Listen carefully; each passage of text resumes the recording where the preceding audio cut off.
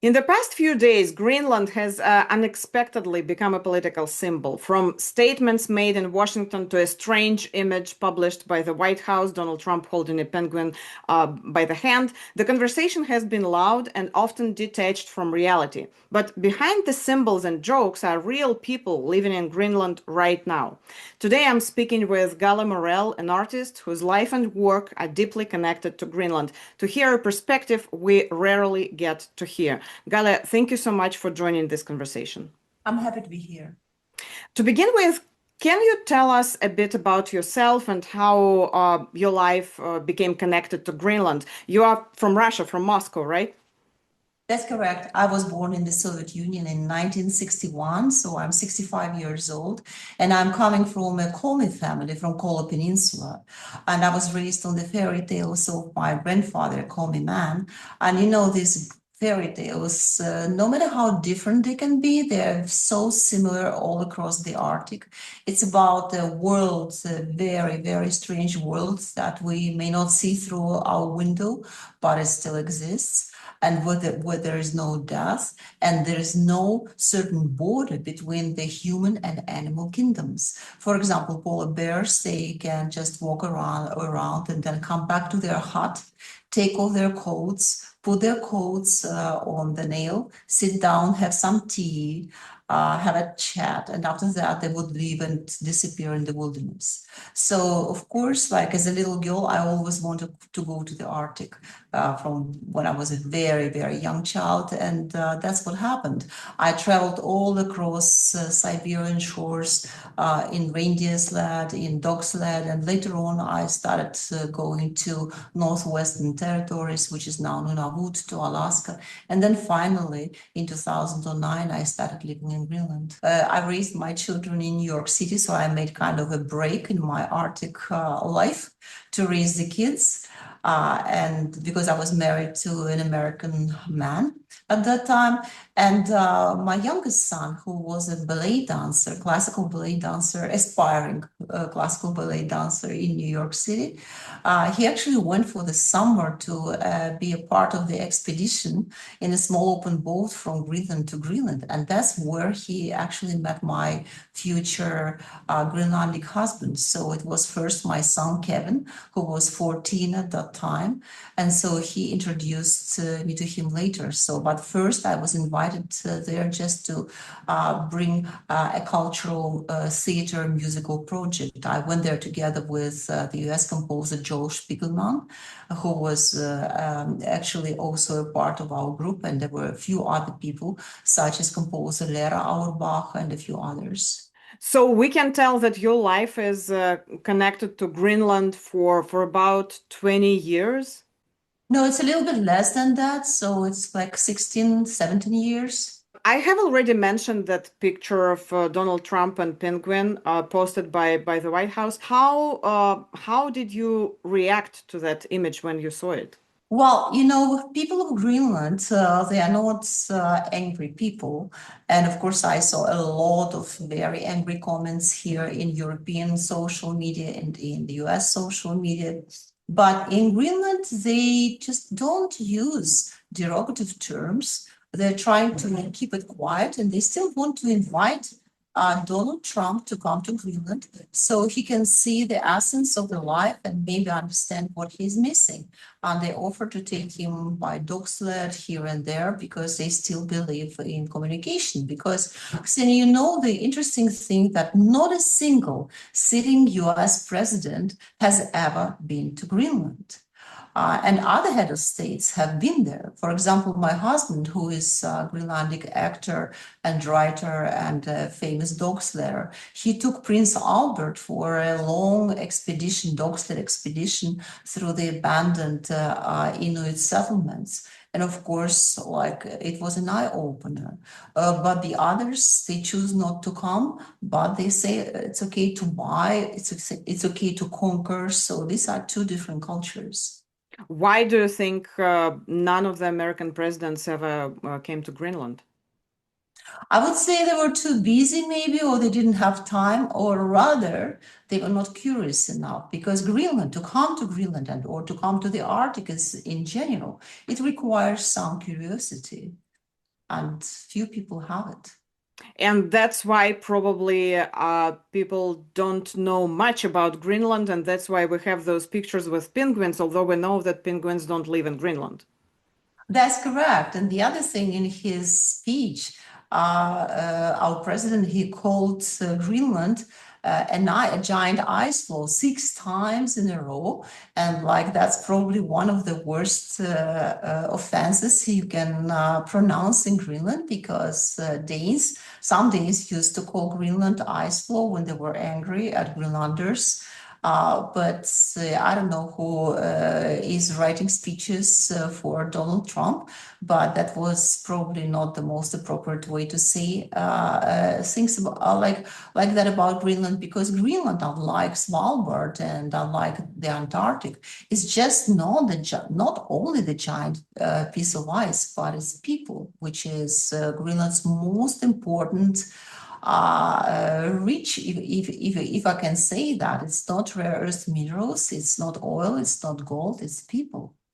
Exactly. When you talk about the some territory or country, you talk about it like a piece of ice. You don't talk about people. It's for me, it's the same way when the politicians discuss Russia's war against Ukraine. They're talking about territories, but they're not talking about people on those territories. What will happen to them?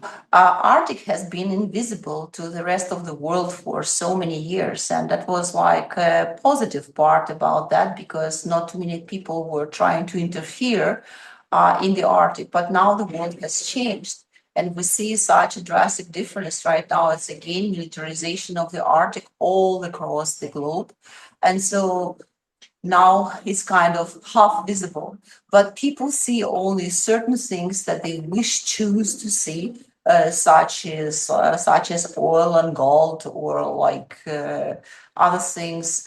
But they choose not to see people because people are not so important, or they think so. How would you describe the main emotion in Greenland right now? Is it like anger, shock, or anxiety? I would say it's not anger. I would say it's disbelief. It's still a disbelief because in 2019, I'm sorry, when Donald Trump first mentioned this idea about acquiring Greenland, people in Greenland, they thought, okay, it's maybe he's thinking about a new episode of The Apprentice, because everybody watched Apprentice and they were saying, oh, maybe now he wants to make a set in Greenland and maybe we can just be a part of that. Why not? And it's only later when they understood that maybe he is talking about like really acquiring Greenland. But regardless, they don't want to use force. They really want to negotiate. They want to talk. They don't want to use strong voice or strong terminology. They just want to resolve it peacefully. And there is an important thing you mentioned while we were recording another interview in Russian. You mentioned that in Greenland, actually, people for a long time they didn't even have the word war. Well, that's correct. That's correct because Greenlanders, as actually many other Arctic indigenous people, they don't understand the concept of impersonal war. When you have to kill somebody whom you have never met in your life, you don't know his name, you don't know anything about his life. He didn't defend you, he didn't do anything against you, and you still have to kill him. They think it's like bizarre and it's completely out of mind. And yeah, there was no word for the war, and there is a new word actually, which if we try to translate it into English, it will be the crazy man's work. So that's it, because they think that the war is something like from the crazy world. Do people discuss it, all that discourse right now, like on a daily basis in their daily life, like in the stores, at home, how important it is right now? I would say people do discuss it, but not all the time.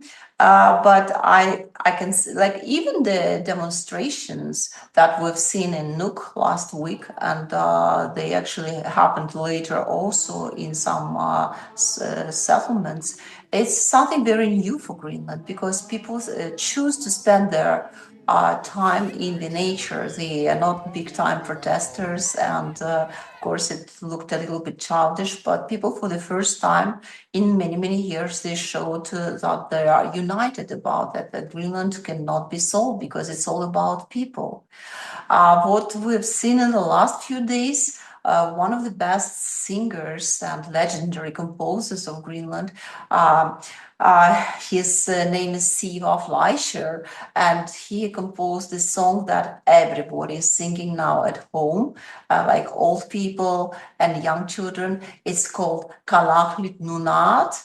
Kalahlit Tigat. It means like Greenland has to be independent.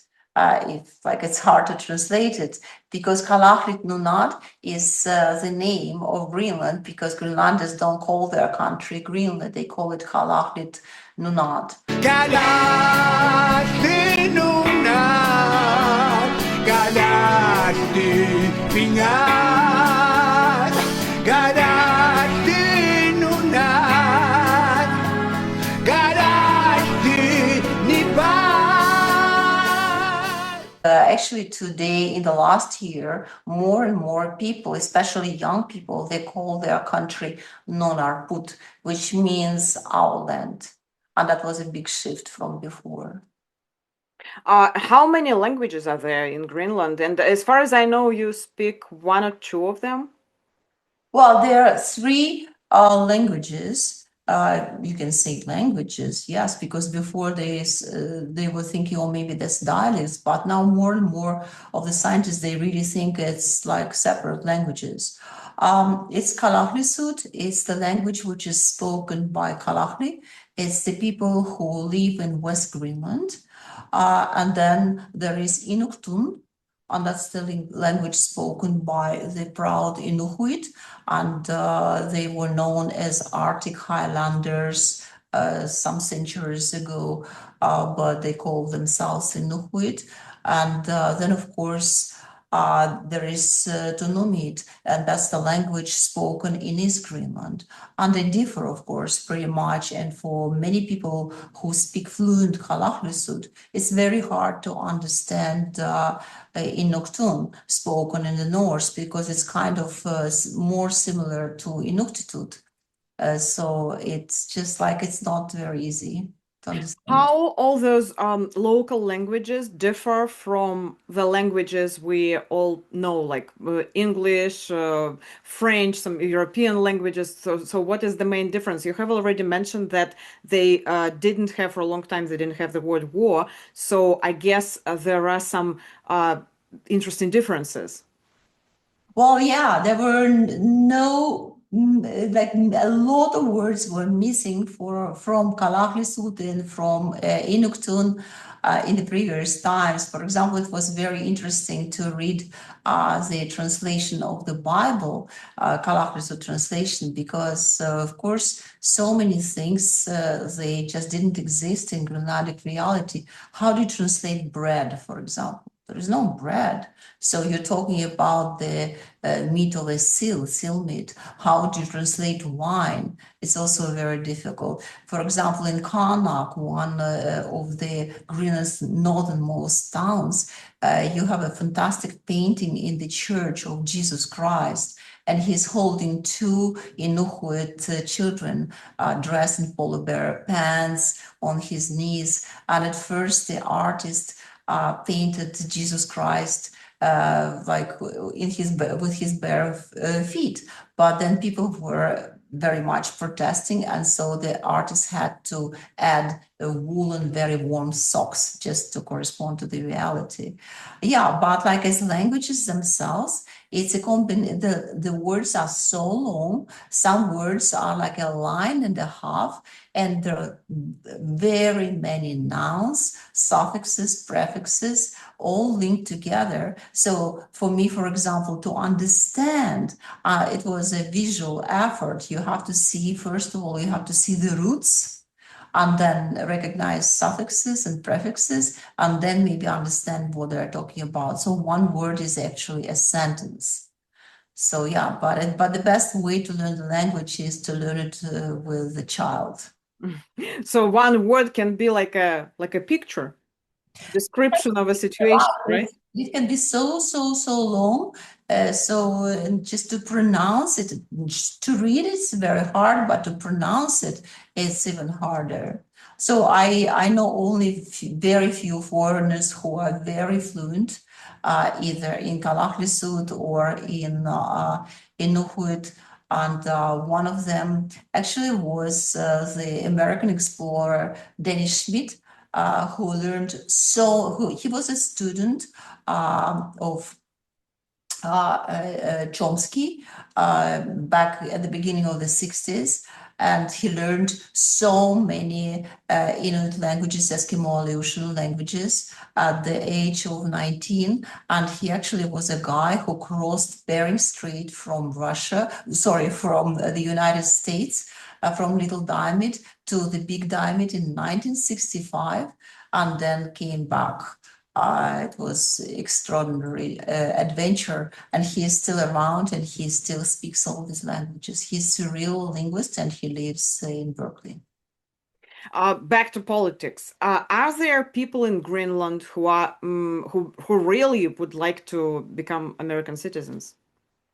Well, about a year ago, we knew that there are around 6% of the entire population, and there are 57,000 people who won't mind maybe considering. They never thought we want to be citizens. The question was not about that.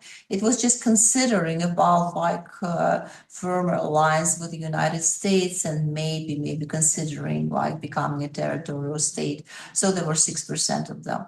But over the course of this year, I haven't seen recent polls, but from everything I hear here and there from our family and friends, from everybody, they're just saying no. After everything what happened during the course of the last year, like I think there are less than 2% who would like to try today. Donald Trump Jr. visited Greenland some time ago. What was the main purpose of his visit? Well, this visit has a long story because back in 2015, he actually called my husband, Olion Hamkin, and he wanted him to be his guide in his hunting venture, because Donald Trump Jr. is a very avid hunter, bow hunter, and he wanted to hunt muskox in Greenland. But he didn't want to hunt like a normal tourist in Kangaroossuaq, because it's so easy to kill an animal just from your car, from your truck. So he wanted a real adventure. And he was thinking that my husband would take him someplace else. So my husband suggested that they go to Pearyland, to Roosevelt Range, and someplace around his mountain, Hamilton Point, which was named after my husband some years ago, because there are a lot of mosques there and there are no people. And they were talking and talking. After that, my husband was blaming himself for years that he really instilled so much interest for Greenland in Donald Trump Jr. So he thought maybe it affected his dad. But as a result, in the end, Donald Trump Jr. came to Greenland in 2000, actually last year, and all our family went to greet him in Newark Airport, because they thought, okay, the head of the state, always the head of the state, the son of the head of the state has arrived. And that would be the same as when the queen or the king, today the king comes and he has a small talk with people. They talk about all kinds of things that are interesting to everybody. But he just came, he didn't notice anybody, he didn't see people, he was only talking I, or my day, or like that. And then he left 5 hours later. Donald Trump says he needs Greenland because it's a question of national security. But as far as I understand, the United States already has everything it needs in terms of security. Is it right?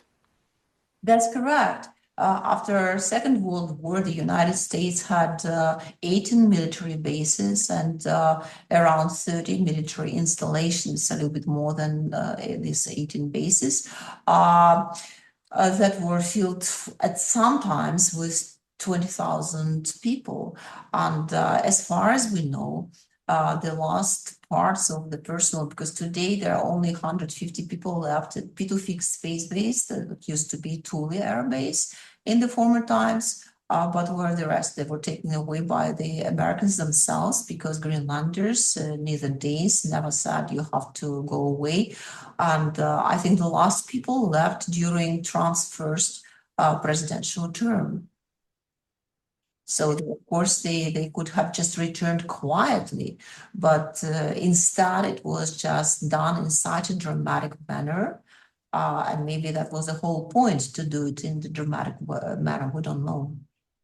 I'd like to ask you about your work as well, not only about politics. So you work with performance art on drifting ice, sea ice. Could you tell us more about this work? My husband and I, we were like always working with the indigenous children in all kinds of parts of the Arctic.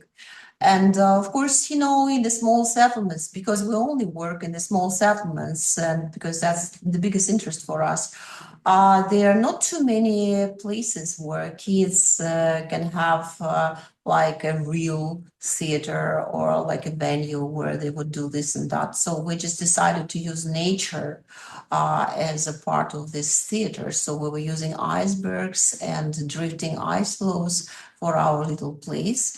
And the theater was kind of nomadic. So that was one part. And of course, like what I started doing myself when I started like going to Nunavut and Alaska in the late 1980s, early 1990s, I just felt that I tried to reevaluate my own life. You come to the Arctic and you start to look everything very differently. It's not like a big town. So I started asking questions, and I just thought that maybe the words are not enough. They're great. You can use great words, but they're not good enough. You can use images, but that's not powerful enough. And I decided to use my body and everything what I could find on the shore: skins, stones, ropes, everything, and dance on the drifting ice. So that's how it all started. Galya, thank you so much for this conversation. How to say thank you in one of the Greenland languages? Well, in Kalaallisut, you say kuyanek, or if you want to say many, many things, you say kuyanarshwak. I think it's difficult to pronounce. Kuanashwak? Kuyanarshwak. Shwak is a suffix, and it means kind of big, big. For example, Pinyartok is a hunter, and Pinyartok Swak is a big hunter. You see, you just learned the one suffix, which means just big, Swak. Thank you so much. Big thank you to you. Thank you for speaking about Greenland and telling people what people there really feel and think right now. I think it's very important. I spoke to Galya Morrell, an artist who lives in Greenland. And if you like this interview, please like and subscribe to my channel.